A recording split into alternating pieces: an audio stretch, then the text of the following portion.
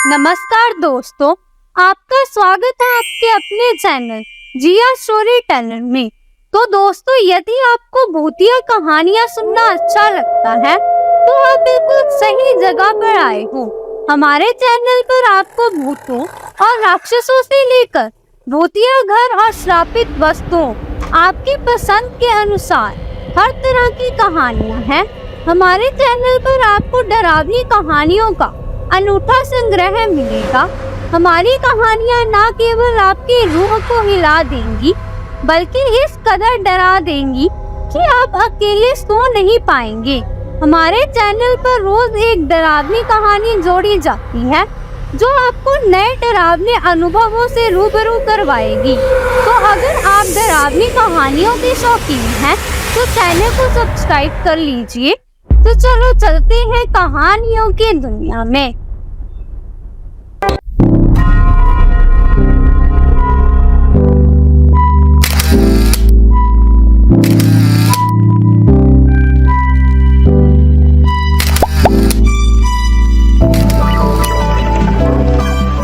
तो दोस्तों, एक किसान अपनी पत्नी और बेटी के साथ एक सुदूर गांव में रहता है। वह अपनी जमीन की छोटे से टुकड़े पर फसलें उगाने के लिए कड़ी मेहनत करता है, लेकिन उसे अपना गुजारा करने के लिए हमेशा संघर्ष करना पड़ता है। एक दिन वह पास के एक जंगल के बारे में सुनता है जहां एक प्राचीन राजा द्वारा छिपाए गए खजाने की अफवाहें हैं। वह अपने परिवार की स्थिति में सुधार की उम्मीद करते हुए वहां जाके इसकी तलाश करने का फैसला करता है।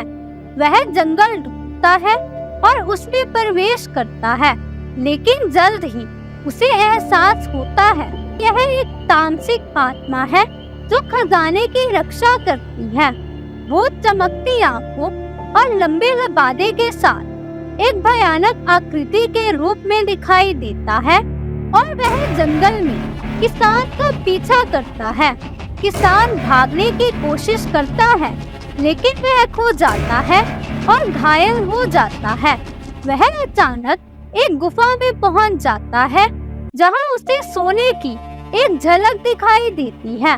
वह सोचता है कि उसे खजाना मिल गया, लेकिन वास्तव में वह भूत द्वारा बिछाया गया जाल है। भूत किसान को गुफा में फंसा लेता है और उसके परिवार की मृत्यु के भयानक दृश्य दिखाकर उसे प्रताड़ित करता है। किसान दया की भीख मांगता है, लेकिन भूत कहता है कि वह उसे तभी छोड़ेगा जब वह अपनी आत्मा छोड़ देगा। किसान ने अपनी आत्मा छोड़ने से इनकार कर दिया और वह अपने साथ लाए चाकू से जवाबी कार्रवाई करने की कोशिश करता है। वह भूत की छाती में छुरा खोपने में कामयाब हो जाता है, लेकिन इसका कोई असर नहीं होता। भूत हंसता है और कहता है कि वह अमर है और किसान कभी नहीं बचेगा। किसान आशा खो देता है और रोते हुए जमीन पर गिर जाता है।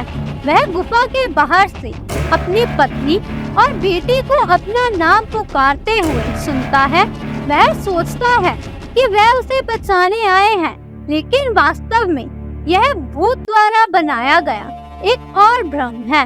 भूत किसान से कहता है कि अगर उसने अपनी आत्मा नहीं दी तो वह उसके परिवार को मार डालेगा। किसान अपने परिवार को बचाने और खुद को बचाने के बीच उलझा हुआ है। वह अंतिम निर्णय लेता है और फिर किसान अपनी आत्मा भूत को देने का फैसला करता है। शायद वह भूत भी कोई गरीब किसान था जो खजाने की तलाश में मर गया और अपनी लालच और पछतावे के कारण वह एक बेचैन आत्मा बन गया। उसे एहसास होता है कि किसान उसके जैसा ही है और वह उसे जाने देने और शांति पाने का फैसला करता है। भूत के अचानक हृदय परिवर्तन से किसान स्तंभ है। वह भूत से पूछता है कि वह उसे क्यों बख्श रहा है और भूत उसे अपनी कहानी बताता है। भूत कहता है कि वह भी उसी की तरह एक किसान था जो अपनी पत्नी और बेटी के साथ उसी गांव में रहता था। वह गरीब और दुखी था और वह हमेशा जंगल में खजाना खोजने का सपना देखता था। एक रात वह अपने घर से चुपचाप निकल गया और अपने परिवार को पीछे छोड़कर जंगल में चला गया। उसने घंटों तलाश की, लेकिन उसका कुछ पता नहीं चला। वह हार मानने ही वाला था। तभी उसे दूर एक रोशनी दिखाई दी। उसने रोशनी का पीछा किया और उसे एक गुफा मिली जहाँ खजाना छिपा हुआ था। वह बहुत खुश हुआ और उसकी ओर दौड़ा, लेकिन उसे उस जाल पर ध्यान नहीं दिया जो राजा ने बिछाया था और जिसने उसे दफना दिया था। जैसे ही उसने सोना छुआ, छत से एक बड़ा पत्थर गिरा और कुचल के उसकी मौत हो गई। उसकी आत्मा गुफा में फंस गई थी और वह एक भूत बन गया था जो खजाने को लेने की कोशिश करने वाले किसी भी व्यक्ति से उसकी रक्षा करता था। उसका कहना है कि वह सदियों से जंगल में आतंक मचा रहा है। जो भी गुफा के पास आता है उसे मार देता है। वह कहता है कि उसने अपनी मानवता और अपने परिवार के प्रति प्यार खो दिया है और उसे अब केवल खजाने की परवाह है। वह कहता है कि उन्होंने किसान का चेहरा देखा और उन्हें उसके साथ एक अजीब सा जुड़ाव महसूस हुआ। उनका कहना है कि उन्हें एहसास हुआ कि वे दोनों एक जैसे थे और उन दोनों ने अपने परिवारों के बजाय सोना चुनने की एक ही गलती की थी। उनका कहना है कि उन्होंने किसान को छोड़ने का फैसला किया क्योंकि वह उसे अपने परिवार के पास वापस जाने और खुशी से रहने का मौका देना चाहते थे। उनका कहना है कि उन्हें उम्मीद है कि किसान अपनी गलती से सीख लेगा और फिर कभी जंगल में वापस नहीं आएगा।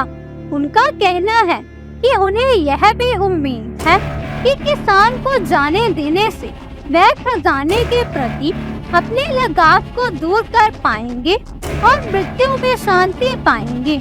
इससे पहले कि वह अपना मन बदले, वह किसान को जल्दी से चले जाने के लिए कहता है। उनका कहना है कि यह उनकी दयालुता का अंतिम कार्य है और वह फिर कभी दया नहीं दिखाएंगे। किसान भूत को धन्यवाद देता है और गुफा से बाहर भाग जाता है।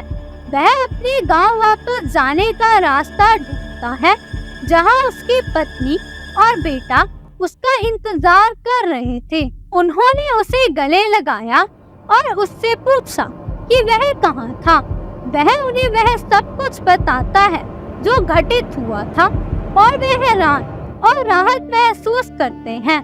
किसान का कहना है कि उसे उन्हें छोड़ने का दुख है और वह फिर कभी ऐसा नहीं करेगा।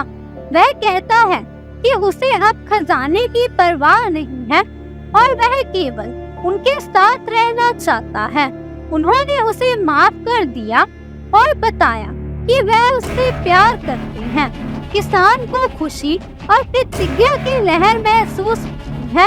वह आसमान की ओर देखता है और भगवान को भूत से बचाने और दूसरा मौका देने के लिए धन्यवाद देता है। वह अब से एक बेहतर पति और पिता बनने की कसम खाता है। कहानी का अंत किसान के अपने परिवार के साथ खुशी से रहने के साथ होता है, जबकि भूत दूर से उन पे नजर रखता है। भूत को बंद होने और शांति का एहसास होता है और वह धीरे धीरे खत्म हो जाता है। तो दोस्तों, मैं आशा करती हूँ कि आपको ये वीडियो पसंद आएगी। वीडियो अच्छी लगी तो लाइक करना, चैनल को सब्सक्राइब करना और अपने दोस्तों और रिश्तेदारों के साथ शेयर करना। तो मिलते हैं अगली वीडियो में। तब तक के लिए नमस्कार, आदाब, सत श्री अकाल, गुड बाय। जय जवान जय किसान।